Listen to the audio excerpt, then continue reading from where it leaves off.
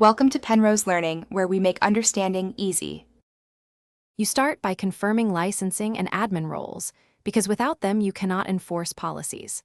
Once confirmed, open the Microsoft 365 Defender portal and navigate to the email and collaboration settings.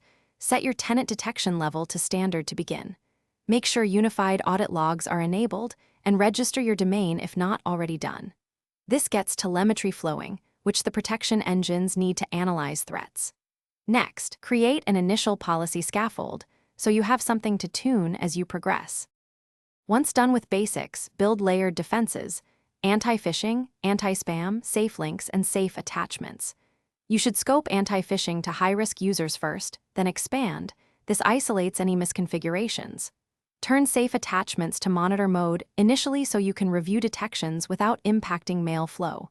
Make sure safe links rewriting is enabled for all inbound and internal messages.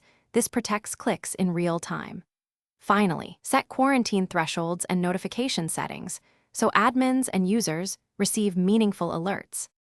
To finish, use Threat Explorer and Advanced Hunting to validate protections and hunt for residual threats. You will learn common patterns that need rule adjustments. Regularly review false positives and lower sensitivity in specific policies rather than disabling features. This preserves security while reducing noise. If mail is blocked unexpectedly, inspect message headers, transport rules, and connectors, because misrouted connectors are a frequent cause. One troubleshooting tip: enable mail trace for affected messages, then correlate trace. Thanks for watching. If this was helpful, leave a like and consider subscribing. See you next time.